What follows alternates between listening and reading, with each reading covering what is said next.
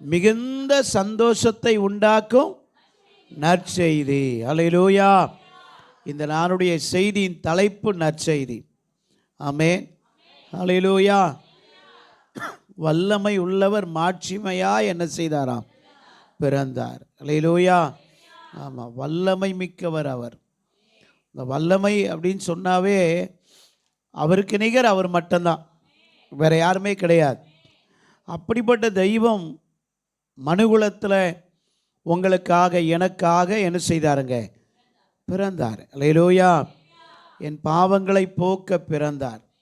நான் சந்தோஷமாய் வாழும்படி பிறந்தார். அல்லேலூயா. ஆமாம், நல்லா அழகாய் பாட்டு எழுதி பாடியிருக்கீங்க. மிகுந்த சந்தோஷம்.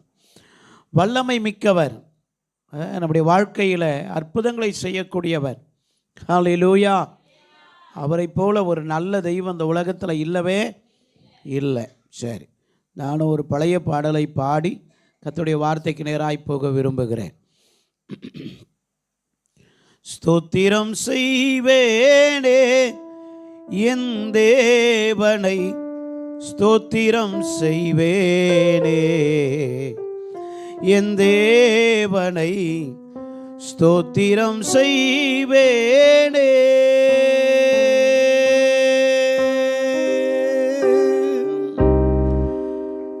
பாத்திரமாக இம்மாத்திரம் கருணை வைத்த பார்த்திபனை யூதனை,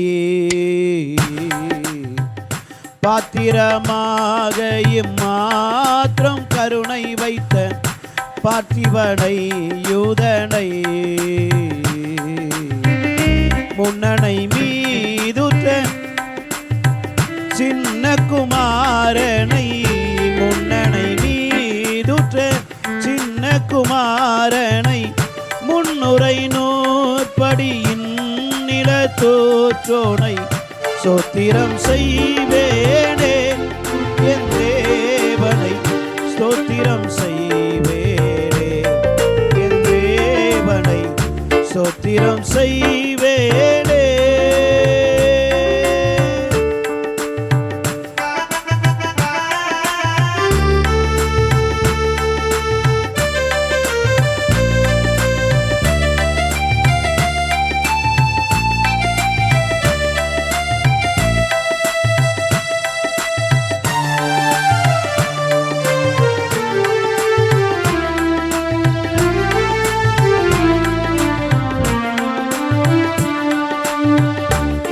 மாறி சூதனை புல்மீரினில் அமிழ்து கழுதவனை,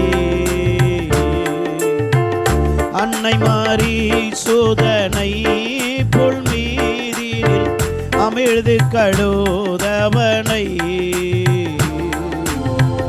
முன்னனை மீதுற்ற சின்ன குமாரனை, முன்னனை மீதுற்ற சின்ன குமாரனை, முன்னுரை நூற்படியின் நிலத்தோற்றோனை, ஸ்தோத்திரம் செய்வேனே என் தேவனை, ஸ்தோத்திரம் செய்வேனே என் தேவனை, ஸ்தோத்திரம் செய்வேனே.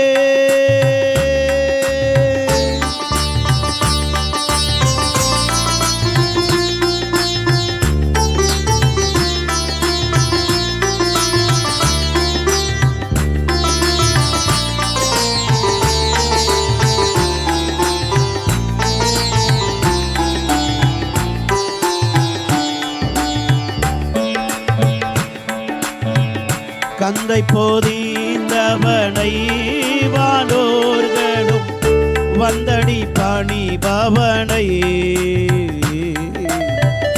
கந்தை போதீந்தவனை வானோர்களும் வந்தடி பணிபவனை,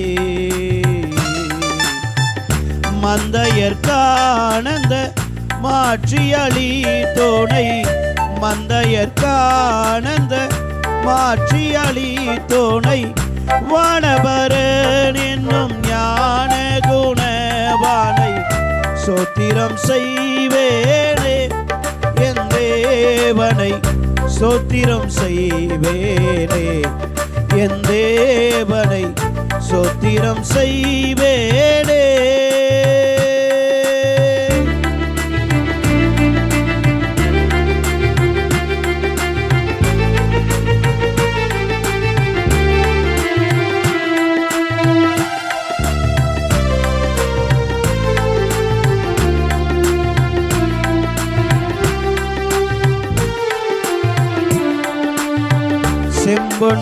செம்பொன்னுருவானை தேசிகர்கள் தேடும் குருவானை. செம்பொன்னுருவானை தேசிகர்கள் தேடும் குருவானை. அம்பரமேவிய உம்பர்கணத்தோடு அம்பரமேவிய உம்பர்கணத்தோடு அன்பு பெற நின்று பைம்பொன் மலர் தூவி சோத்திரம் செய்வேனே. என் தேவனை சோத்திரம் செய்வேனே. என் தேவனை சோத்திரம் செய்வேனே. பாத்திரமாக இம்மாத்திரம் கருணை வைத்த பார்த்திபனை யூதனை. பாத்திரமாக இம்மாத்திரம் கருணை வைத்த பார்த்திபனை யூதனை. முன்னணை மீதுற்ற சின்ன குமாரனை. முன்னணை மீதுற்ற சின்ன குமாரனை. முன்னுரை நோற்படியின் நிலத்தோற்றோனை சோத்திரம் செய்வேனே. என் தேவனை சோத்திரம் செய்வேனே. என் தேவனை சோத்திரம் செய்வேனே.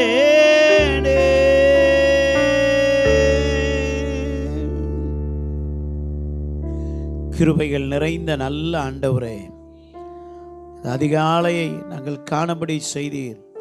உமக்கு நாங்கள் நன்றி சொல்லுகிறோம் சுவாமி. எத்தனையோ பேர் இந்த நாளை காண முடியாமல் போனவர்கள் உண்டப்பா. தகுதியில்லாத என்னையும் எங்களையும் நீர் தெரிந்து கொண்டு இம்மட்டும் நடத்தி வந்தபடி தயவுக்காக நன்றி சொல்லுகிறோம்.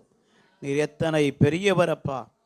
தகுதியே இல்லாத என்னையும் எங்களையும் தேடி வந்தீரே. உமக்கு நிகர் இந்த உலகத்தில் யாரப்பா? உம்மை போல நல்லவர் இந்த உலகத்தில் இல்லவே இல்லை ஆண்டவரே. உம்மையே தியாகமாய் எனக்கா எங்களுக்காக தந்தவரே ஆண்டவரே. அநேக அற்புத அடையாளங்களை செய்து உடைய பக்கமாய் எங்களை இழுத்து கொண்டவரே. இன்றைக்கும் நீர் எங்களோடு கூட எங்க உள்ளத்துல நீங்க பிறந்ததுக்காய் நன்றி அப்பா. உம்மை நாங்கள் வாழ்த்துகிறோம், உம்மை வணங்குகிறோம், உம்மை போற்றுகிறோம் சுவாமி. இந்த நாளிலே உம்முடைய கரத்தில் எங்களை தாழ்த்தி அர்ப்பணிக்கிறோம். கர்த்தர் பெரிய காரியங்களை செய்யும். என்னோடு எங்களோடு கூட பேசும். வந்த ஒவ்வொரு பிள்ளைகளோடு நீர் பேசும். இது கேட்கிற சத்தத்தை கேட்கிற ஒவ்வொரு பிள்ளைகளுடைய உள்ளங்களில இல்லங்களில நீங்க பிறக்கும்படியாய் நாங்கள் செபிக்கிறோம் ஆண்டவரே. உம்முடைய பிரசன்னம் எங்களை ஆளுகை செய்யட்டும். இந்த ஒளிபெருக்கின் மீதெல்லாம் ரத்தத்தை நாங்கள் தெளிக்கிறோம். கர்த்தர் பொறுப்பெடுத்துக் கொள்ளும். இயேசுவின் நாமத்தில் பிதாவே, ஆமென். ஹல்லேலூயா. ஆமாம், இந்த செய்தியினுடைய தலைப்பு நற்செய்தி. என கண்பான தேவனுடைய பிள்ளைகளே, எல்லா ஜனத்திற்கும் மிகுந்த சந்தோஷத்தை உண்டாக்குற நற்செய்தி. அப்போ உலகத்தில் எத்தனையோ பேர் வருகிறார்கள் போகிறார்கள். அவர்கள் மூலிமா ஏதோ ஒரு பகுதிக்கு நல்லது, ஏதோ ஒரு பகுதிக்கு தீமையாய் முடிகிறது. ஆனால் இயேசுவின் பிறப்பு மாத்திரம்தான் இந்த உலகத்திற்கே சந்தோஷத்தையும் சமாதானத்தையும் நல்ல செய்திகளையும் கொடுத்தது. அல்லேலூயா. எனக்கு அன்பான தேவனுடைய பிள்ளையே, அந்த நற்செய்தியை தான் இன்றைக்கு நாம் அறிவித்து கொண்டிருக்கிறோம்.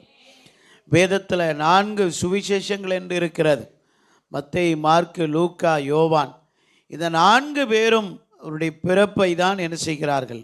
அறிவிக்கிறார்கள். அல்லேலூயா. மத்தேயுவில் நம்ம அதை தான் வாசித்தோம், லூக்காவில் அதை தான் பார்க்கிறோம், யோவானில் இருக்கிறது. எனக்கு அன்பான தேவனுடைய பிள்ளைகளை மார்க் எழுதுகிறார். ஆனாலும் எல்லாரும் சொல்லுகிற ஒரு காரியம், இதோ எல்லா ஜனத்திற்கும் மிகுந்த சந்தோஷத்தை உண்டாக்கும் நற்செய்தி என்பதை இந்த லூக்கா அதிகமாய் அதை ஆழப்படுத்தி சொல்லுகிறார். ஒரு மருத்துவராக இருந்தவர், அவர் எழுதும் பொழுது அங்கே எழுதுகிறார், ஆட்டிடையர்கள், ஆடுகளை மேய்க்கிற மேய்ப்பர்கள் மந்தை மடுக்கி என்ன செய்வாங்களா, ஒரு கூட்டமாய் மந்தையை மடக்கி அந்த மந்தைகளை ஒரே இடத்துல வைத்து பராமரிப்பார்கள். இரவு நேரங்களானால் எங்கே மேய்க்கப் போகிறார்களோ அங்கேயே தங்கி விடுவார்கள். வாரத்துக்கு ஒரு நாள் அப்படி வருவார்கள். சில நேரங்களில் அங்கேயே தங்கி என்ன செய்வார்கள், அங்கேயே சமைச்சு சாப்பிட்டு கொண்டு அங்கேயே மேய்ப்பார்கள். ஏனென்று சொன்னால் அவர்கள் மேய்த்து கொண்டே போவார்கள், ஒரே இடத்துல இருக்க மாட்டாங்க. அப்படி மந்தையை மேய்த்து ஒரு இடத்துல எல்லாத்தையும் அதை பாதுகாத்து என்ன செய்வார்கள் என்றால், அந்த மந்தையை, அந்த ஆட்டை ஓநாய்களோ வேறு கொடிய விலங்குகளோ வந்து அதை கொன்றுவிடக்கூடாது, வேட்டையாடிவிடக்கூடாது என்பதற்காக அந்த மேய்ப்பர்கள் அதன் மீது கவனமாக இருப்பார்களாம். அப்படி இந்த பனிக்காலத்தில், குளிரான இந்த காலங்களில் அவர்கள் என்ன செய்வார்கள் என்று சொன்னால், அனல் மூட்டி தங்களுடைய உடலுக்கு வெப்பத்தை உண்டாக்கும்படியாக அவர்கள் அந்த குளிரிலிருந்து விடுபடும்படியாய் அனல் மூட்டி கொண்டு இருப்பார்கள். அந்த நேரத்தில் தான் ஒரு தேவதூதன் தோன்றி அவர்களை பார்த்து சொல்லுகிறான், உங்களுக்கு ஒரு நல்ல செய்தி அறிவிக்க நான் வந்தேன் என்று சொல்லும் பொழுது அவர்கள் பயப்படுகிறார்கள்.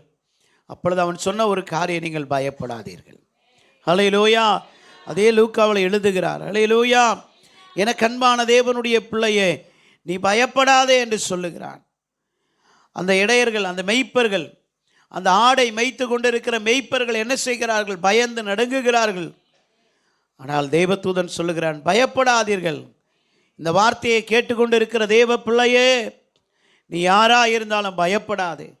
ஒருவேளை உனக்கு விரோதமாய் ஏதோ ஒரு காரியம் நடக்கலாம், உன் குடும்பத்துக்கு விரோதமாய் ஏதோ ஒரு காரியம் நடந்து கொண்டு இருக்கலாம். நீ பயத்தோடு கூட இருக்க வேண்டிய அவசியம் இல்லை. உனக்காக ஒரு இரட்சகர் பிறந்திருக்கிறார். ஒருவேளை மருத்துவமனையில், வியாதியில், படுக்கையில் இருக்கலாம். என் வாழ்க்கை அவ்வளவுதான், மருத்துவர்கள் எனக்கு நேரத்தை குறித்து விட்டார்கள், இனி நான் பிழைப்பனா என்று தெரியவில்லை என்று ஒருவேளை பயந்து இருப்பாயானால், உன் பயத்தை மாற்றுகிறவர், உன்னை வாழ வைக்கிறவர் நான் சொல்லி கொண்டிருக்கிற இயேசுவானவர். இந்த இயேசு கிறிஸ்துவை எந்த மனிதன் சொந்த இரட்சகராக ஏற்றுக்கொள்ளுகிறானோ அவன் வாழ்க்கையில் மீட்பு, அவன் வாழ்க்கைக்கு ஒரு விடுதலை, அவன் வாழ்க்கையில் ஒரு சமாதானம். எனக்கு அன்பான தேவ பிள்ளையே, இந்த இயேசு இன்றைக்கு நமக்கும் சொல்லுகிற ஒரு காரியம், பயப்படாதே. அதனால தான் ஏசாயா எழுதுகிறார் 41:10, நீ பயப்படாதே, நான் உன்னுடனே இருக்கிறேன் என்று ஆண்டவர் சொல்லுகிறார். ஏசாயா தான் நமக்கு ஒரு பாலகன் பிறந்தார், நமக்கு ஒரு குமாரன் கொடுக்கப்பட்டார், கர்த்தத்துவம் அவர் தோளின் மேல் இருக்கும் என்று எழுதுகிறார். அவருடைய நாமம் எப்படிப்பட்டதா, அதிசயமானவர், ஆலோசனை கர்த்தர், வல்லமையுள்ள தேவன், நித்திய பிதா, சமாதான பிரபு எனப்படுவார். அல்லேலூயா. வல்லமையுள்ள தேவன், பாடல் பாடினீங்கல்ல, வல்லமையுள்ளவர். அப்போ ஏசாயா எழுதுகிறார், வல்லமை உள்ளவர், வாக்கு மாறாத தேவன் அவர். என கண்பான தேவனுடைய பிள்ளையே, இயேசு கிறிஸ்து பிறப்பு ஒரு அதிசயம். அதனால தான் அவர் எழுதினார், அதிசயமானவர்னு எழுதினார்.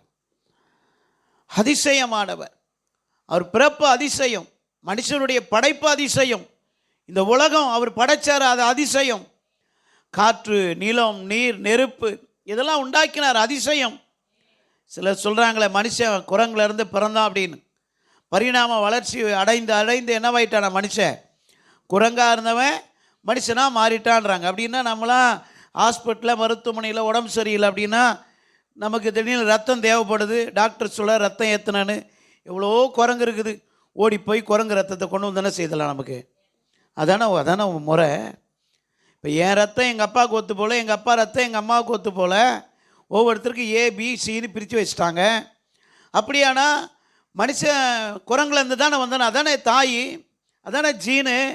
அங்கேருந்து வந்தான்ல, அப்போ குரங்க பிடிச்சி அதில் ஏபிசின்னு கண்டுபிடிச்சிட்டு அந்த ரத்தத்தை நமக்கு ஏற்றிருக்கலாம்ல. ஏன் ஏற்ற மாட்டேன்றாங்க? ரத்தத்துக்கு பத்தலையே. ரத்தம் சிலர் ஆக்சிடெண்ட் ஆகி இல்லை ஒரு வேளை வியாதியில் ரத்த குறைவு ஏற்படும் போது என்ன பண்ணுறாங்க, உடனே டொனேட் பண்ண சொல்லி கேட்குறாங்க. அதுக்கு சில இடங்களெல்லாம் இருக்குது.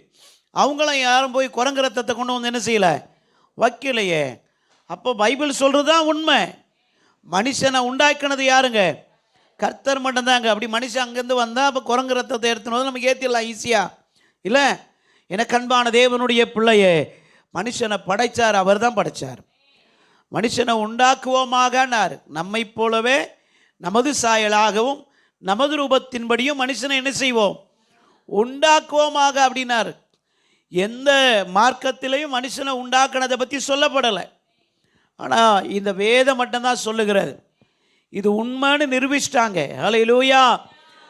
அவர் சாயலாகவும் அவர் ரூபமாகவும் தான் உண்டாக்கினாங்க. ஹல்லேலூயா.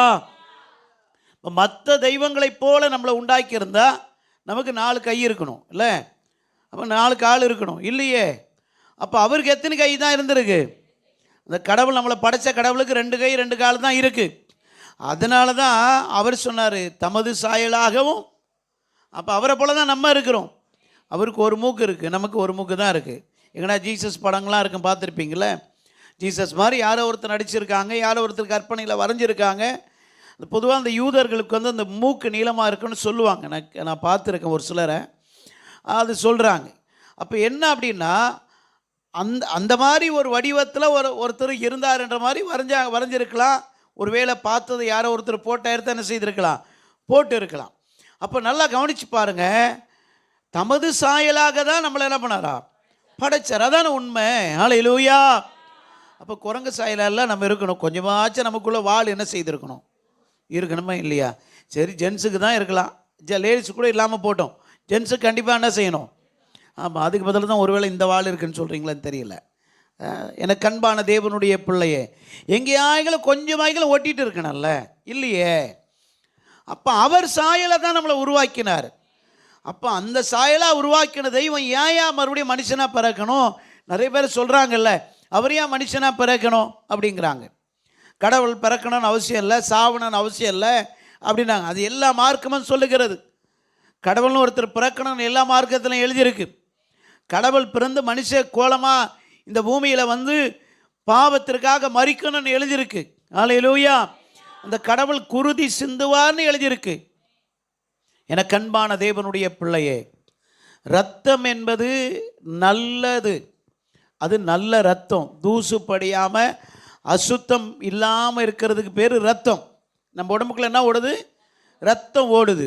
குருதி என்பது என் சரீரத்தை அறுத்தோ அல்லது விபத்தினாலேயோ நான் வெளியில் சிந்துகிறேன் பாருங்க, அதுக்கு பேர் என்ன? குருதி. அப்போ அந்த குருதியினுடைய அடையாளம் என்னென்ன? அது தூசு படிஞ்ச ஒன்று.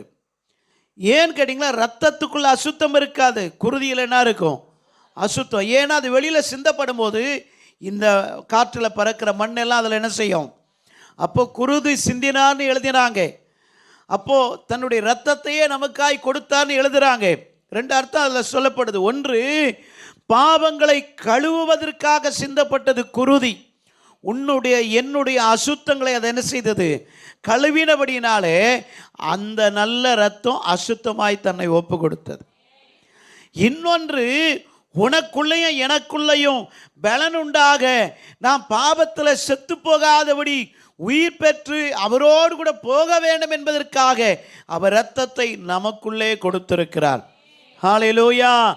அதுக்கு அடையாளமாக தான் மாதமான நம்ம என்ன செய்கிறோம்? திருவிருந்தில் என்ன செய்கிறோம்? பங்கெடுக்கிறோம் இல்லையா? எனக்கு அன்பான தேவனுடைய பிள்ளையே, அப்போ ரத்தத்துக்கும் குருதிக்கும் நிறைய வித்தியாசம் இருக்குது. சிந்தப்பட்டதா அது குருதி, சிந்தப்படலை சரீரத்துக்குள்ளேருந்து ஏன் சரீரத்துக்கு வருதுன்னா அது ரத்தம். எங்கள் அம்மா ரத்தம் என் உடம்புல இருக்குது, எங்கள் அப்பா ரத்தம் என் உடம்புல இருக்குது.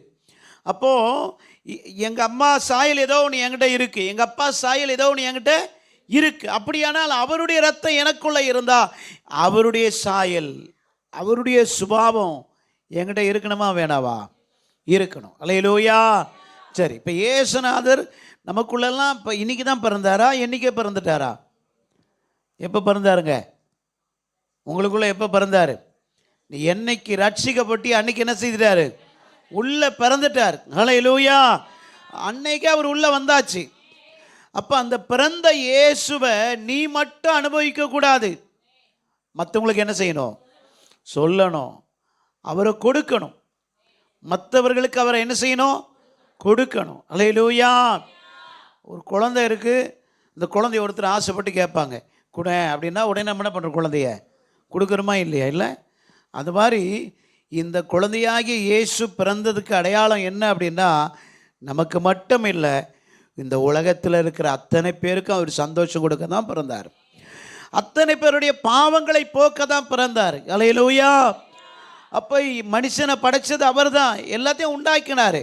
ஆனால் மனுஷன் என்ன பண்ணிட்டான்? கீழ்ப்படியாமையினாலே தேவனுடைய கோபத்துக்கு ஆளாயிட்டான். அவ்வளோதான் விஷயம். அப்போ தேவனுடைய கோபத்துக்கு ஆளாகினதுனால பாவம் அவனுக்குள்ளே வந்தது. கீழ்ப்படியாமல் போனாவே பாவம் தான். நல்லா கவனிச்சிங்க. நான் ஒருத்தருக்கு ஒரு காரியம் சொல்கிறேன், கேட்கலன்னா பயங்கர கோபம் வருது இல்லையா? இப்போ நான் மட்டும் இல்லை, எல்லாருக்குள்ளேயும் அது இருக்கும். அப்போ அந்த கோபம் அப்படின்னா, அந்த கோபம் எதை தூண்டுதுன்னா பாவத்தை தூண்டுது. நல்லா கவனிச்சு, ஒரு முறை 2 முறை 3 முறை சொல்கிறோம், கோபம் வருது, சொல்லி பார்க்குறோம், கேட்கல, அடுத்து என்ன செய்கிறோம்? அடிக்கிறோம். அப்பவும் கேட்கல, அதுக்கப்புறம் கட்டி எடுத்து என்ன செய்கிறோம்?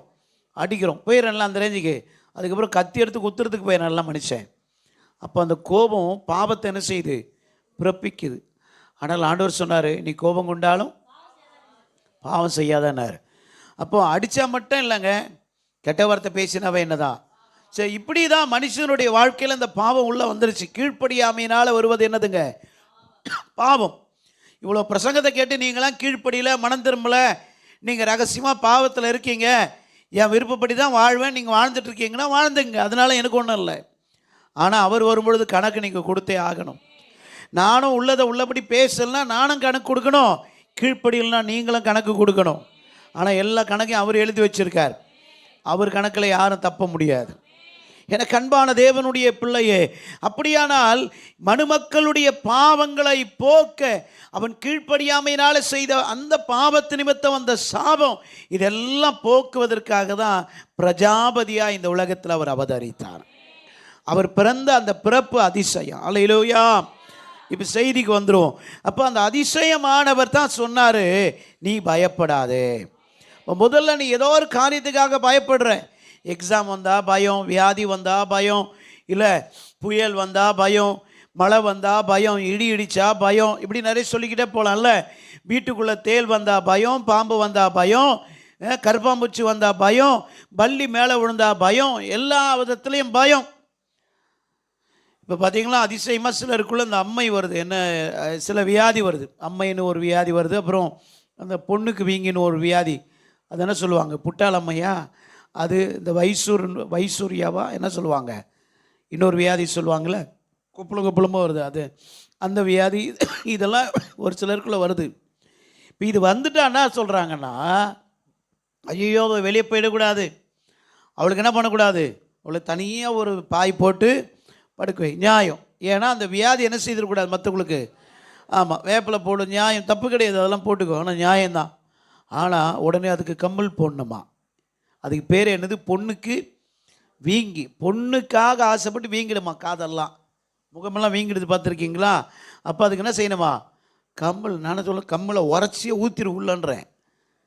ஏங்க போடணும்? போடுறதோட ஊற்றிட சீக்கிரம் போயிடல ஆசையில். யோசித்து பாருங்களேன். இதை விட இன்னொரு கொடுமை என்னடானா, அது வீட்டை விட்டு என்ன செய்திடக்கூடாது, வெளியில் போகக்கூடாது, எங்கேயும் போயிடக்கூடாது. அது கூட நல்லது தான். ஏன்னா வேறு யாருக்கும் என்ன செய்திடக்கூடாது, பரவக்கூடாது, நல்லது தான். அந்த வீட்டில் சத்தமே போடக்கூடாதான். அந்த வீட்டில் என்ன போடக்கூடாதான்? இவ்வளோ நாளாக கத்தி ஒரே சத்தம் போட்ட வீடு அமைதியாக இருக்குது. என்னடா விஷயம் அப்படின்னா, இது வந்துடுச்சான் உள்ள. யார் வந்துட்டுக்கிறாங்க? உங்கள் வாணியில் நீங்களே புரிஞ்சுங்கண்ணே, அது வந்துட்டுக்கிறாங்க. அதனால என்ன பண்ணிடக்கூடாது? அடப்பாவீங்களா, இதெல்லாம் யார் தான் பண்ணுறாங்கன்றீங்க? உலகத்தார் இல்லை, கிறிஸ்தவங்களே பண்ணுறாங்க இல்லை? நம்மளே பண்ணிடுறோம் சில டைமில். யோசிச்சு பாருங்களேன். ஆனால் அவர் சொல்ல, நீ பயப்படாத, எதை கண்டு என்ன செய்யாத, பயப்படாது. எத்தனையோ பேருக்கு வருது, கால் பண்ணுவாங்க, ஒரு ஃபோனில் ஜெபம் பண்ணுவேன், அவ்வளோதான் சரியாயிடும். 2 நாள் தான் அதுக்கு டைம், அதுக்கு மேலே அது இருக்கக்கூடாது. முதல்ல இந்த பக்கம் வரும், இங்கே வீங்கும், ஜெபம் பண்ணி எண்ணெய் பூசினா அடுத்தது இந்த பக்கம் வரும், வீங்கும், உடனே சரியாயிடும். அதுக்கு இதெல்லாம் செய்தால் என்ன பண்ணணும்னா, அதுக்கு மீன் குழம்பு கொடுக்கணுமா, கருவாட்டு குழம்பு கொடுக்கணுமா, இதெல்லாம் பார்த்து பார்த்து கொடுத்தா அது பரவாயில்ல. சோறு கண்ட இடம் சொக்கன்னு என்ன செய்த உள்ளவே உட்காந்துக்குது. ஹல்லேலூயா. ஆனால் உண்மையிலேயே உலகத்தார் பயப்படலான்னு நம்ம என்ன செய்யக்கூடாது. ஏன்னா அவர் தான் சொன்னார், நீ பயப்படாத, எந்த வியாதியாக இருந்தாலும் என்ன செய்யாத, எந்த சூழ்நிலையாக இருந்தாலும் பயப்படாத. பாம்பு கடித்தா ஒருத்தர் சொல்கிறாங்க, பாம்பு கடித்து விஷம் ஏறி சாகிறத விட பயந்து போய் செத்தவங்க தான் நிறைய பேராம். ஏன்னு கேட்டிங்களா, பாம்பு கடிச்சிட்டா விஷம் ஏறுமா, பயந்துட்டா என்ன செய்யுமா, ஹார்ட் பீட் வந்து அதிகமாக அடிக்கிறதுனால கடகடன்னு மேலே ஏறிடுமா. ஆனால் பயப்படாமல் தைரியமாக இருந்துட்டாங்க அப்படின்னா அது என்ன செய்யாதான், ஏறும், மெதுவாக ஏறும். அதுக்குள்ளே அவங்கள காப்பாற்றிடலாம். ஆனால் அவங்களுக்குள்ளே என்ன வரக்கூடாது, பயமே வரக்கூடாது. அதுக்கு தான் அவங்கள சிலருக்கு கயிறை போட்டு கட்டிட்டு ஒன்றும் இல்லை, இதை வேப்பிலை சாப்பிடு அதை சாப்பிடலன்னு சொல்கிறாங்களா, அந்த மாதிரி சொல்லி எப்படியே ஒன்று காப்பாற்றுறது தான் முயற்சி பண்ணுறாங்க. எனக்கு அன்பான தேவனுடைய பிள்ளையே, அதனால தான் ஆதியாமத்திலேருந்து வெளிப்பாடு வரலாம் ஆண்டவர் சொல்கிற ஒரு காரியம், நீ பயப்படாது. இந்த கால நேரத்தில் உங்களை பார்த்து சொல்லுகிறார், எந்த வியாதியாக இருந்தாலும், எந்த சூழ்நிலையாக இருந்தாலும், எந்த போராட்டமாக இருந்தாலும் நீங்களை நானும் என்ன செய்யக்கூடாது, பயப்படக்கூடாது. ஹல்லேலூயா. எனக்கு அன்பான தேவனுடைய பிள்ளைகளே, நீ பயப்படாதே என்று சொல்லுகிற ஆண்டவர் உன்னோடு கூட இருக்கிறார். வேதம் சொல்லுகிறது, நற்செய்தியை அறிவிக்கும்படி இந்த உலகத்துக்கு வந்தாராம். அப்படி என்ன நற்செய்தி? மனுஷன் செத்து போகிறான், பாவத்தினால வியாதினால மரித்து போகிறான், அவனை வாழ வைக்கும்படியாக மறுபடியுமாய் அவனுக்கு ஒரு மறு வாழ்க்கை இருக்கிறது என்பதை சொல்லும்படியாக இந்த உலகத்துக்கு வந்தார். அல்லேலூயா. அதனால தான் பரமேறி போயிருக்கிறார், திரும்ப என்ன செய்ய போகிறாருங்க, வரப்போகிறார். அல்லேலூயா. உலகத்தார் சிலர் மறுஜன்மம் இருக்குன்னு சொல்கிறாங்க. ஆனால் நம்முடைய பைபிள் படி பார்த்தோம்னா பரலோகத்தில் நமக்கு என்ன இருக்குது, வாழ்க்கை. இந்த பூமியில் நமக்கு வாழ்க்கை 1000 வருடம். அதன் பிறகு திரும்ப கர்த்தர் எங்கே கூட்டிகிட்டு போயிடாராம், அங்கே. அதுக்கு பிறகு புதிய வானம் புதிய பூமி உருவாகிறது. ஆனால் அங்கே பூமி கொண்டு வராரா, என்ன பண்ணுறாரு, அதை பற்றி எழுதப்படலை. எழுதியிருக்கிறாங்க, முத்திரை போட்டு வச்சுருக்காங்க, அதனுடைய ரகசியம் நமக்கு தெரியல. ஆனால் வேதம் சொல்லுகிறது, அவர் வந்து நம்ம என்ன செய்ய போகிறாராம், அழைச்சிட்டு போகிறார். அல்லேலூயா. அப்படியானால் அவருடைய வருகைக்கான அடையாளங்கள் எல்லாம் இந்த தேசத்தில் நடந்து கொண்டு இருக்கிறது. அப்போ வருகையில் எடுத்துக்கொள்ளப்படணும் அப்படின்னா நமக்குள்ள என்ன வேணும், பரிசுத்தம் அவசியம். அல்லேலூயா. பரிசுத்தம் இல்லாமல் ஒருவனும் தேவனை என்ன செய்ய முடியாது, தரிசிக்க முடியாது. சரி, வாசிங்க லூக்கா எழுதின புஸ்தகம் 1ஆம் அதிகாரம் 19வது வசனத்தை வாசிங்களேன். இங்கே ஒருத்தருக்கு ஒரு நற்செய்தி சொல்கிறாங்க.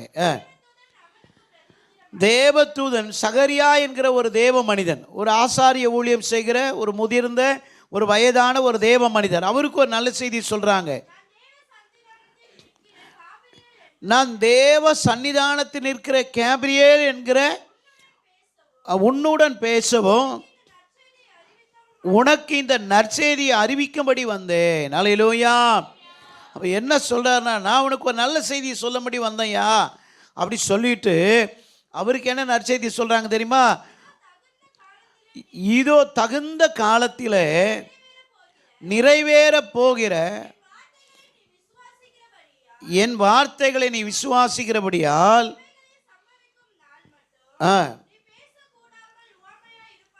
ஆமாம், நீ பேசக்கூடாதபடி ஊமையா இருப்ப அப்படின்ட்டாரு. அல்லேலூயா. ஊமைன்னதுங்க, பேசவே முடியாது. எனக்கு அன்பான தேவனுடைய பிள்ளைய, பேசக்கூடாதபடி இருப்ப அப்படி சொல்கிறார். அவருக்கு என்ன நற்செய்தி சொன்னார் அப்படின்னா, உனக்கு ஒரு குழந்தைய நான் தருவேன். வயசாவிற்கு குழந்தை இல்லை, 2 பேருக்கும். சகரியாவுக்குன்னா இல்லை, ஆமாம், அவங்க மனைவி பேர் என்னதுங்க, சகரியாவுடைய மனைவி பேர் என்ன,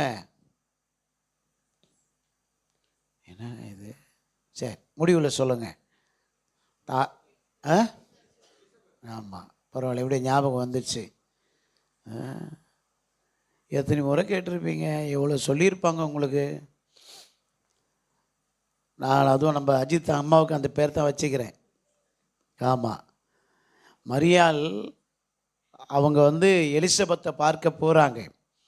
அப்போது எலிசபெத்துடைய வயிற்றில் இருந்த குழந்தை என்ன செய்ததாம், துள்ளிற்று. ஏன்னா அந்த குழந்தைக்கு தெரிஞ்சிச்சு, இயேசுநாதருடைய அம்மா என்னை பார்க்க வந்திருக்கிறாங்க. ஏன்னா அவரும் தீர்க்கதரிசி, இவரும் தீர்க்கதரிசி.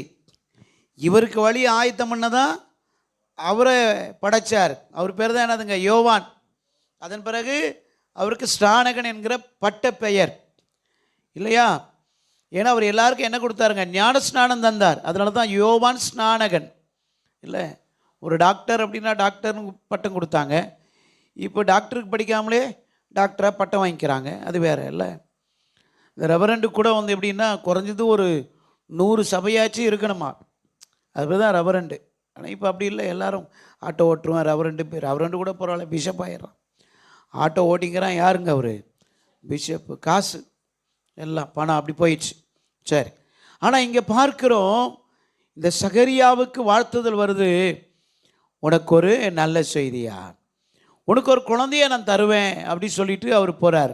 அவர் என்ன சொல்லிட்டார்? அந்த குழந்தை பிறக்கிற வரையிலும் நீ பேசக்கூடாது, அவ்வளோதான். அதனால் அவர் பேசலை. கடைசியில் அவர் குழந்தை பிறகுது. ஒரு ஸ்லைட்டில் என்ன செய்கிறாரு? அந்த பேர் எழுதி காண்பிக்கிறார். அவனுக்கு யோவான்னு என்ன செய்தாங்க? பேர் வச்சாங்க. நம்ம அதை பார்க்குறோம் இல்லையா? எனக்கு அன்பான தேவனுடைய பிள்ளையே, யாருடைய வாழ்க்கையில் குறைவோடு இந்த காலை நேரத்தில் காத்திருக்கிறீர்களோ, உங்களுக்கு ஒரு நல்ல செய்தி காத்திருக்கு. ஒருவேளை கர்ப்பத்தின் கனிக்காக ஏங்கிட்டு இருக்கலாம், திருமண காரியங்களுக்காக ஏங்கி கொண்டு இருக்கலாம், வீடு கட்ட முடியலையேன்னு கவலைப்பட்டு கொண்டு இருக்கலாம். ஐயோ எனக்கு ஒரு வாகனம் இல்லைங்க, எனக்கு ஒரு நல்ல வேலை இல்லைங்க, என்ன காரியத்துக்காக நீ எதிர்பார்த்து கொண்டு இருக்கிறாயோ, இந்த காலை நேரத்தில் உங்களுக்கு ஒரு நல்ல செய்தி வருகிறது. ஹல்லேலூயா. எனக்கு அன்பான தேவனுடைய பிள்ளையே, கிறிஸ்து எந்த மனுஷனுடைய உள்ளத்தில் பிறக்கிறார், அவனுடைய வாழ்க்கைக்கு நல்ல செய்தி. இதை கேட்டுக்கொண்டிருக்கிற உன் உள்ளத்தை திறந்து தருவாயானால், உன் உள்ளத்திலே அவர் பிறப்பாரானால், உன் உள்ளத்துக்கு நல்ல செய்தி, உன் இல்லத்துக்கு நல்ல செய்தி உண்டாகும். ஹல்லேலூயா. எனக்கு அன்பான தேவனுடைய பிள்ளையே, அப்படியானால் இந்த சகரியாவுக்கு சொல்லப்படுகிறது அவருடைய வாழ்க்கையில் ஒரு நல்ல செய்தி. மரியாளுக்கு சொல்லப்பட்டது ஒரு நல்ல செய்தி. மரியாளை பார்த்து சொல்லுகிறார்கள், கிருபை பெற்றவளே நீ வாழ்க, கர்த்தர் உன்னுடனே இருக்கிறார், ஸ்திரீகளுக்குள்ளே நீ எப்படிப்பட்டவள்? ஆசீர்வதிக்கப்பட்டவள். அந்த அம்மாவுக்கு சொல்கிறாங்க. அவங்களுக்கு சொன்ன செய்தி தான் நல்ல செய்தி. இங்கே சொல்லப்பட்ட செய்தி நல்ல செய்தி. நம்முடைய வாழ்க்கையில் நல்ல செய்தியை நாம் கேட்டுக்கொண்டு இருக்கிறோம். எத்தனை பேருக்கு இந்த செய்தியை சொல்ல போகிறோம்? ஹல்லேலூயா. ஆனால் ஒரு குஷ்டரோகிகள் 2 பேர் நற்செய்தி அறிவிக்க போகிறாங்க. யார் அவங்க? குஷ்டரோகிகள். 2 ராஜாக்களின் புஸ்தகம் 7ஆம் அதிகாரம் 9வது வசனத்தை வாசிங்க. அவங்க சொல்கிறாங்க, 2 ராஜாக்கள் 7:9, இந்த நாள் நற்செய்தி அறிவிக்கும் நாள் அப்படி சொல்கிறாங்க. நாம் அதில் முடிஞ்ச 8 வாசிமா மேலே.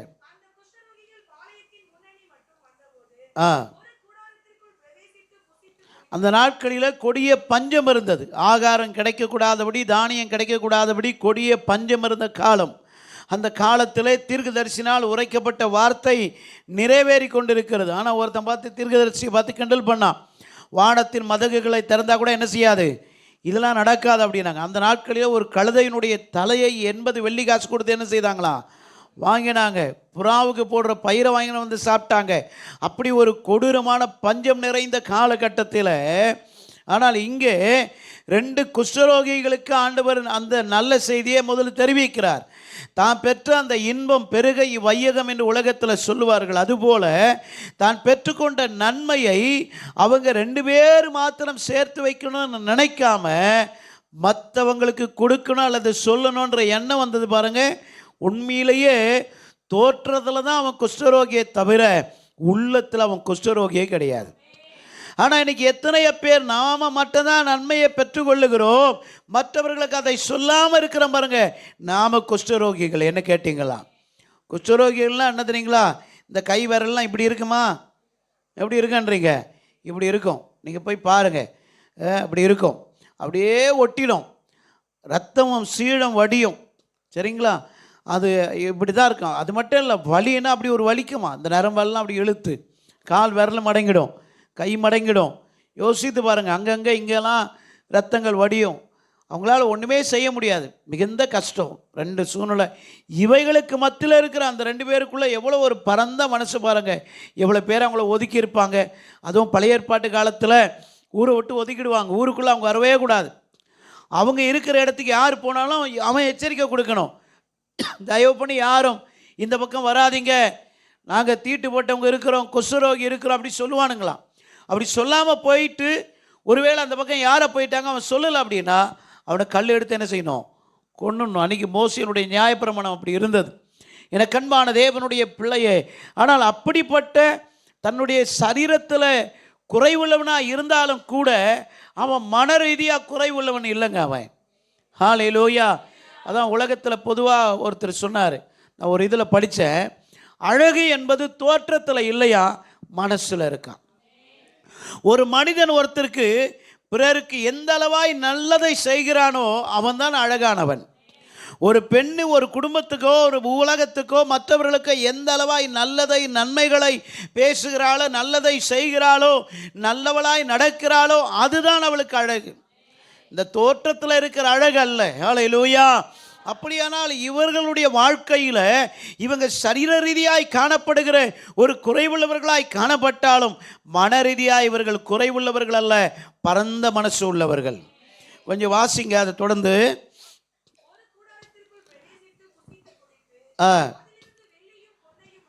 அதிலிருந்து வெள்ளியும் பொன்னையும் வஸ்திரங்களை எடுத்துக்கொண்டு திரும்பி வந்து வேறொரு கூடாரத்துக்குள் பிரவேசித்து எடுத்துக்கொண்டு போய் ஒளித்து வைத்து, பார்த்தீங்களா, 2 முறை ஒளிச்சு வச்சுக்கிட்டாங்க. ஆனால் இப்போ பேசிக்கிறாங்க ஒருத்தருக்கு ஒருத்தர். எவ்வளோ நல்ல மனசு பாருங்க. நாம் செய்கிறது நியாயம் அல்ல, இந்த நாள் நற்செய்தி அறிவிக்கும் நாள் நாம் மௌனமாக இருந்தால், பொழுது விடிய மட்டும் காத்திருந்தால் குற்றம் நம்மேல் சுமரும். இப்பொழுதும் நாம் போய் அந்த தேசத்தில் உள்ள ராஜாவினுடைய அரண்மனைக்கு போய் அறிவிப்போம், வாருங்கள் என்றார்கள். அப்படியே அவர்கள் வந்து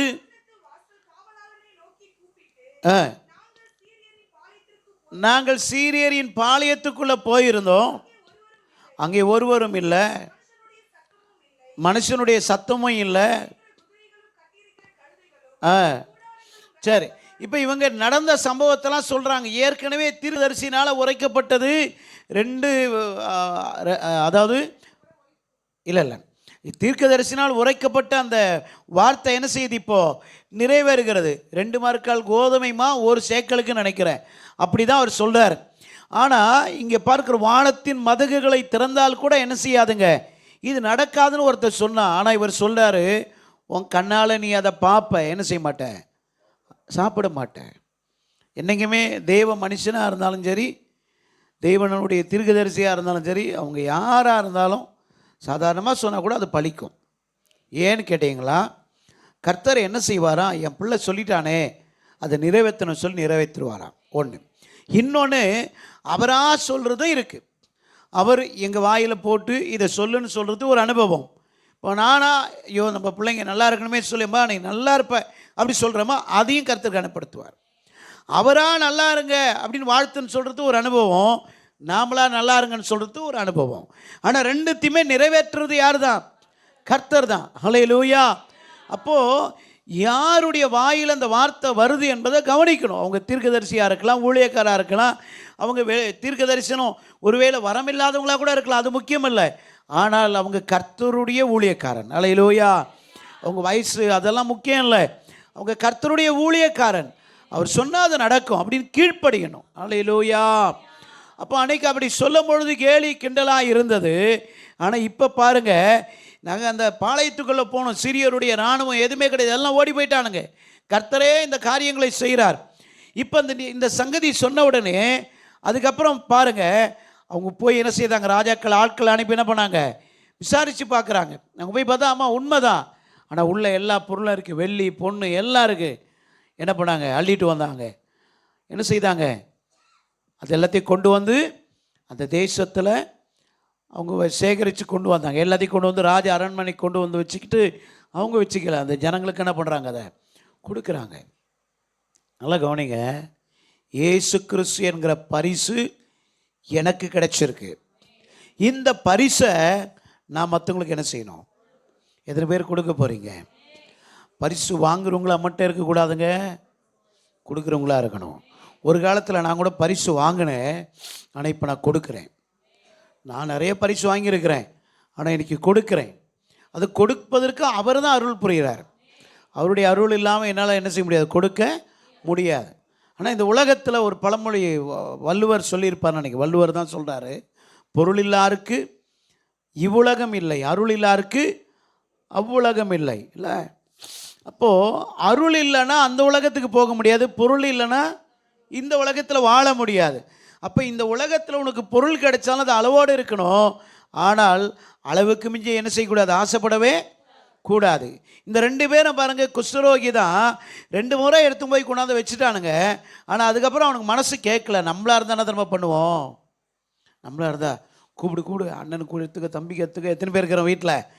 அத்தனை பேருக்கு லிஸ்ட்டு போட்டு என்ன செய்வோம்? இந்த கொரோனா டைமில் ஒரு சிலர் பாவம் யாரோ தேடி வந்து ஹெல்ப் பண்ணுறாங்கன்னு வச்சிங்களேன், ஒரே வீட்டில் 4 பேர் என்ன செய்திருப்பாங்க?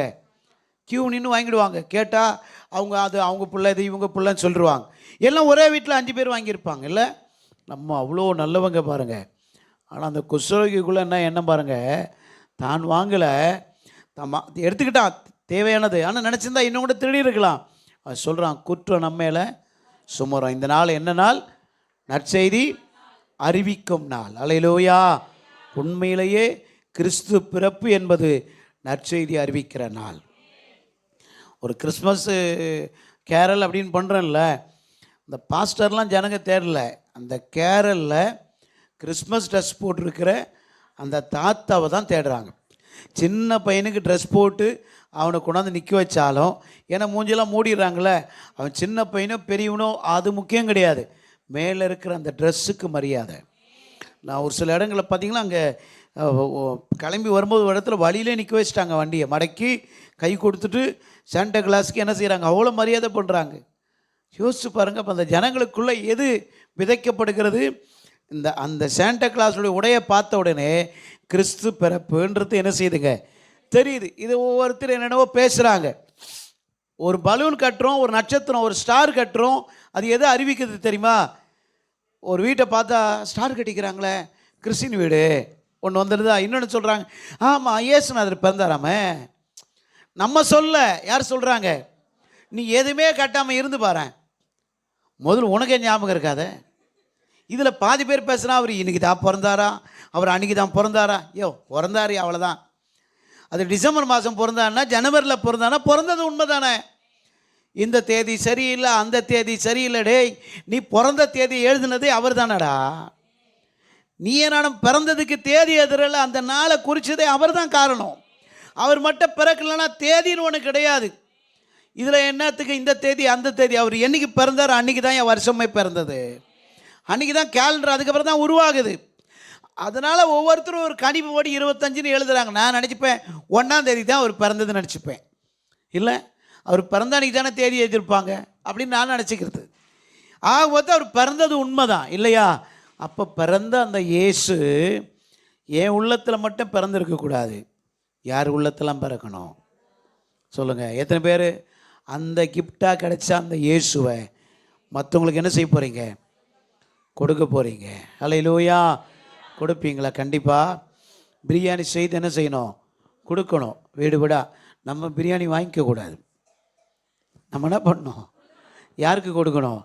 அந்த சாராள் அக்காவுக்கு, இந்த எஸ்ஆர் அக்காவுக்கு, அவங்களுக்காக கொடுத்துக்கணும். எங்கள் வீட்டில் நீ சிக்கன் செய்தியா, நான் மட்டன் செய்தேனே, நான் வாத்துக்கறி செய்தேனே, அப்படியா? இல்லைங்க, இல்லாதவனுக்கு கொண்டு போய் கொடு. நீ கொடுக்கும்போது என்ன பண்ணேன்னா, ஒரு கேக் பீஸ் வாங்கிக்கோ, ஒரு பிரியாணி வாங்கிக்கோ, நீ செய்து கொடுக்குறியோ வாங்கி கொடுக்குறியோ வாங்கி இதெல்லாம் கொடு. நீ கொடுக்கும்போதே அவன் முகத்தில் ஒரு சந்தோஷம் இருக்கும். நீ விஷயம் ஹாப்பி கிறிஸ்மஸ்னு கூட சொல்ல வேணாயா, ஓ கிறிஸ்மஸா வாங்க வாங்கன்பாங்க, அவங்களே சொல்லிடுவாங்க. அப்போ என்ன, எதை வெளிப்படுத்துது? நீ செய்கிற காரியம் அவருடைய பிறப்பை வெளிப்படுத்துது. அப்போது கிறிஸ்துவை அந்த சாப்பாட்டோடு கூட நீ என்ன பண்ணிடுற? கொடுத்துட்ற. அவனை இயேசுநாதரை ஏற்றுக்கோ, ஆலயத்துக்குவான்னு கூட சொல்ல தேவையில்லை. நீ செய்கிற விதமே அவனுக்குள்ளே யார் வந்துடுவார். ஹல்லேலூயா. எத்தனை பேர் செய்ய போகிறீங்க, செய்து கொண்டு இருக்கிறீங்க? ஹல்லேலூயா. ஆமாம், அஜித் நினச்சி ரொம்ப சந்தோஷம். அந்த பெட்ஷீட் என்ன செய்வான், கொண்டு போய் கொடுப்பான். பெட்ஷீட்டு, சாப்பாடு, வாட்டர் பாட்டிலு கொடுக்குறேன். ரொம்ப சந்தோஷமாக இருந்தது. இப்போ அதை அவனை பார்த்து இப்போ நான் கூட காப்பி அடிச்சுக்கிறேன், இந்த முறை அங்கே கொடுக்கலான்னு சொல்லி.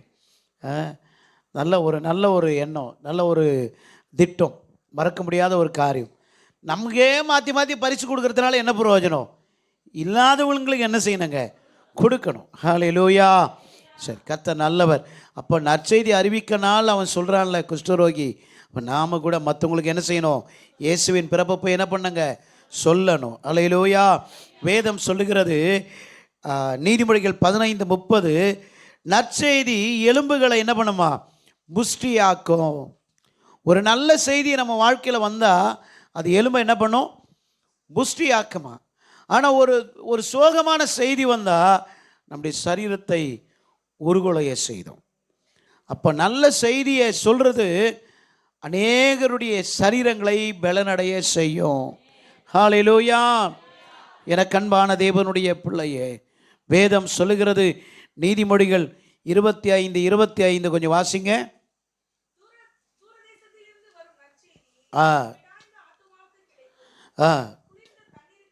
விடாய்த்த ஆத்துமாவுக்கு கிடைக்கும் குளிர்ந்த தண்ணீருக்கு சமானம். ஹல்லேலூயா. இந்த செய்தி பரலோகத்திலிருந்து வந்த செய்தி. உன் ஆத்துமாவை அது புஷ்டி உள்ளதாய் மாற்றும், எலும்புகளை புஷ்டியாய் மாற்றும், உன் ஆத்துமாவுக்கு குளிர்ந்த தண்ணீருக்கு ஒப்பனையாது இருக்கும். ஹல்லேலூயா. எனக்கு அன்பான தேவனுடைய பிள்ளையே, இந்த செய்தியை நீங்கள் மற்றவங்களுக்கு சொன்னால் எத்தனையோ பேர் மிகுந்த வேதனையோடு கவலையோடு இருக்கிறார்களே, அவங்க வாழ்க்கைக்கு அது புஷ்டியாய் மாறும். லூக்கா எழுதின புஸ்தகம் 1:13 சொல்லுகிறது, தூதன் அவர்களை நோக்கி, சகரியாவே பயப்படாதே, உன் வேண்டுதல் கேட்கப்பட்டது. ஹல்லேலூயா. நீ பயப்படாதன்னு சொன்னவர், நற்செய்தி அறிவிக்கும்படி சொன்ன ஆண்டவர் சொல்றாரு, உன் வேண்டுதல் என்ன செய்யப்பட்டிருக்கு. இந்த காலை நேரத்தில் எதற்காக நீ ஜெபித்து கொண்டிருக்கிறாயோ, உன் வேண்டுதல், உன் விண்ணப்பம் இந்த அதிகாலையில் கேட்கப்பட்டதுன்னு தூதன் சொல்லுகிறான். ஹல்லேலூயா. அந்த செய்தியை உங்களுக்கு அறிவிக்கிறோம் பாருங்க. நாங்கள் கூட தூதர்களுக்கு ஒப்பனையானவர்கள், தேவ தூதுவர் அப்படின்னு எழுதுவார் எங்கள் அப்பா பேப்பரில். அப்படின்னா என்னன்னா, கர்த்தருடைய வார்த்தையை வாங்கி நமக்கு சொல்கிறாங்க, அறிவிக்கிறவங்க. தேவனுடைய வார்த்தையை கொடுக்குறவங்க பேர் தான் தேவ தூது. அதில் தான் தேவ செய்தியாளர் அப்படின்னு போடுறாங்க நோட்டீஸில். அந்த தேவ செய்தியாளர் என்பதை விட தேவ தூதுவர். அப்போது அதனால தான் தேவன் ஊழியக்காரர்களை தூதர்களாக வச்சிருக்கிறாராம். எனக்கு அன்பான தேவனுடைய பிள்ளைகளை, இந்த காலை நேரத்தில் ஆண்டவர் சொல்லுகிற ஒரு காரியம், உன் விண்ணப்பத்தை நான் கேட்டேன், உன் கண்ணீரை நான் கண்டேன், உன் வேண்டுதல் இன்றைக்கு நிறைவேற்றப்படுகிறது. யார் யாருக்கு என்னென்ன வேண்டுதல் இருக்கிறதோ உங்கள் வேண்டுதலை தேவன் நிறைவேற்ற வல்லவராயிருக்கிறார். ஹல்லேலூயா. ஹல்லேலூயா. உன் வேண்டுதல் இந்த காலை நேரத்தில் நிறைவேற்ற போகிறார். ஆனால் யாருக்கு தெரியுமா நிறைவேற்றுவார்? அவர் பிறப்பை மற்றவங்களுக்கு என்ன செய்யணும், சொல்கிறவங்களுக்கு. ஹல்லேலூயா.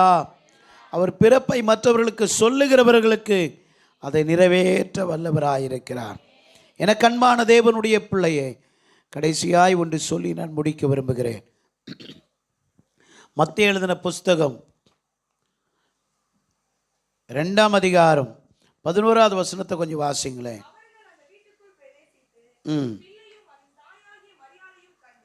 பிள்ளையும் அதன் தாயாகிய மரியாளையும் கண்டு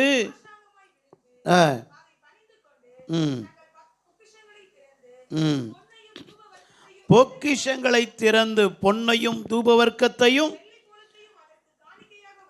ஆமென். ஹல்லேலூயா. என்ன பண்ணுறாங்க இப்போ? காணிக்கை கொடுக்குறாங்க. அதற்குன்னு எழுதியிருக்காங்களே, எதற்கு, யாருக்கு? அது இயேசுவுக்கு. ஹல்லேலூயா. என்ன கொடுத்தாங்களாம்? வெள்ளைப்போளம், தூபவர்க்கம், பொண்ணு, தங்கம், இதெல்லாம் என்ன பண்ணுறாங்க? தங்கள் பொக்கிஷங்களை காணிக்கையாக வச்சாங்க. எனக்கு அன்பான தேவனுடைய பிள்ளையே, வெள்ளைப்போளம்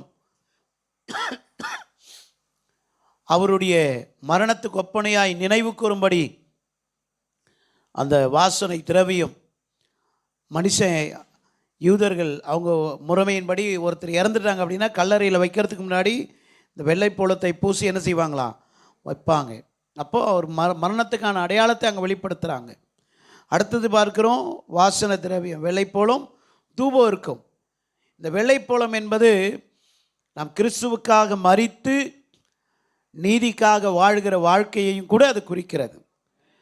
தூபவர்க்கம் என்பது துதி செலுத்துகிற அனுபவம், நன்றி செலுத்துகிற அனுபவம், அவரை துதிக்கிற அனுபவத்தை குறிக்கிறது. அல்லேலூயா. இன்றைக்கும் தூபமாய் நம்ம ஜெபிக்கிற ஜெபங்கள் அவருடைய சமூகத்துக்கு ஏறெடுக்கப்படுகிறது. அப்போ தூபம் ரொம்ப அவசியம். அல்லேலூயா. அடுத்ததாய் சொல்லப்படுகிறது, அதற்கு காணிக்கை என்ன செய்தாங்க, வைத்தார்கள். இந்த காலை நேரத்தில் இதை கேட்டுக்கொண்டிருக்கிற எனக்கு அன்பான தேவ பிள்ளையே, உன்னையே நீ அவருக்கு என்ன செய்யணும், காணிக்கையாய் கொடுக்கணும். ஹல்லேலூயா. உங்களை நீங்களே அவருக்கு காணிக்கையாய் கொடுத்துட்டா இந்த உலகத்தில் அதை விட சிறந்தது எதுவுமே இல்லை. ஹல்லேலூயா. அவர் உங்களையும் என்னையும் காணிக்கையாய் எதிர்பார்க்கிறார். இப்போ நீங்கள் அவருக்கு காணிக்கையாக வந்துட்டீங்களா, உங்களுக்குள்ளே இருக்கிற இயேசு மற்றவர்களுக்கு பிரயோஜனமாய் மாறுவார். அவன் ஒரு உண்டியலில் ஒரு காணிக்கை போடுறீங்கன்னா அந்த காணிக்கை எடுத்து சிலருக்கு உதவி செய்கிறோம் அப்படின்னா, அப்போ உங்கள் காணிக்கை யாரோ ஒருத்தருக்கு உதவியாக போதும் இல்லையா? இப்போ நீங்களே காணிக்கையாக மாறிட்டீங்கன்னா நீங்கள் அநேகருக்கு யாராக மாறுவீங்க, உதவியாக மாறுவீங்க. ஹல்லேலூயா. அப்போ இவங்க என்ன பண்ணாங்கன்னா, சாஷ்டாங்கமாய் விழுந்து இயேசுவின் தாயாகிய மரியாளையும் அந்த குழந்தையும் கண்டு என்ன செய்தாங்க, அப்போது பணிந்து கொள்ளுகிற அனுபவம், ஜெபிக்கிற அனுபவத்தை தேவன் என்ன செய்கிறாருங்க, எதிர்பார்க்கிறார். அல்லேலூயா. எனக்கு அன்பான தெய்வ பிள்ளையே, நீங்களும் நானும் ஜெபிக்கிறவர்களாய் மாறணும். பணிந்து கொள்ளுகிற அனுபவம். இன்றைக்கி நம்ம எப்படிப்பட்டவர்களாக இருக்கிறோம் யோசித்து பாருங்க. கர்த்தர் நம்மை நேசிக்கிறார். அல்லேலூயா. முதல்ல பார்த்தோம், பயப்படாதே. ரெண்டாவதாய் சொல்லப்படுகிறது நல்ல செய்தி. இந்த நாள் நற்செய்தி அறிவிக்கிற நாள். சொல்லாமல் போயிட்டா குற்றம் நம்ம மேலே சுமரும். எத்தனை பேர் சொல்ல போகிறீங்க? இயேசுவை எப்படிலாம் சொல்லலாம்? ஒரு சாப்பாடு பொட்டலம் கொடுத்து என்ன செய்யலாம் சொல்ல, ஒரு ட்ரெஸ் கொடுத்து என்ன செய்யலாம் சொல்லலாம், ஏதோ ஒரு சின்ன உதவி செய்தவங்களுக்கு என்ன பண்ணலாம் சொல்லலாம். கஷ்டப்படுற குடும்பமாக இருந்தால் ஒரு 10 கிலோ அரிசி வாங்கி கொடுத்து என்ன செய்யலாம். இதெல்லாம் இயேசுவை சொல்வதற்கான வழிகள். ஒரு கேக் வாங்கி போய் கொடுத்து என்ன செய்யலாம் சொல்லலாம். நீ என்ன செய்கிறியோ அதில் யார் போகிறாங்க? கர்த்தர். அல்லேலூயா. எனக்கு அன்பான தேவனுடைய பிள்ளையே, இந்த கிறிஸ்மஸ் என்பது நமக்கு நாமளே கொண்டாடி கொள்வதற்காக அல்ல, மற்றவர்களுக்கு உதவி செய்கிறவர்களாய் மாற வேண்டும் என்பதற்காக தான். அல்லேலூயா. கிறிஸ்துவின் பிறப்பு என்பது தனக்கானது அல்ல, மற்றவர்களுக்கானது. அல்லேலூயா. அதனால தான் அவர் பிறந்த பொழுது எழுதுகிறான், தூதர் சொல்லுகிறான், இதோ எல்லா ஜனத்திற்கும் மிகுந்த சந்தோஷத்தை உண்டாக்கும் நற்செய்தியை உங்களுக்கு அறிவிக்கிறேன். அப்போ எல்லா ஜனத்துக்குன்னு எழுதினாங்களே, கிறிஸ்தவங்களுக்கு மட்டும் என்ன செய்யலை, எழுதலை. ஹல்லேலூயா. ஆனால் நாம் இன்னைக்கு எப்படி உதவி செய்து கொள்கிறோன்னா நமக்குள்ளேயே பண்ணிக்கிறோம். இனி அப்படி இருக்கக்கூடாது. நாம் மற்றவங்களுக்கு என்னவா மாறணும். இப்படி செய்துட்டா கிறிஸ்துவம் என்ன செய்யுங்க, வளருங்க. நீ இயேசு ஏற்றுக்கன்னு சொல்லவே தேவையில்லை, நீ உதவி மட்டும் பண்ணிட்டு பாரு, கர்த்தர் அவங்க உள்ளத்தில் என்ன செய்வாருங்க, கிரியை செய்வார். அல்லேலூயா. அப்போ மூன்றாவதாக நாம் பார்க்கிறோம், நம்முடைய வேண்டுதலை என்ன செய்கிறார், கேட்டார். அல்லேலூயா. இந்த காலை நேரத்தில் நீங்கள் என்ன வேண்டுதல் செய்தீங்களோ உங்கள் வேண்டுதலை அவர் கேட்டு இருக்கிறார். அடுத்ததாக நாம் பார்த்தோம், நம்மையே காணிக்க என்ன செய்யணும், படைக்கணும். சரி, முடிந்தவங்க எழுந்து நிற்போமா? கர்த்தர் நம்மை நேசிக்கிறார். ஹல்லேலூயா. எனக்கு அன்பான தேவனுடைய பிள்ளையே,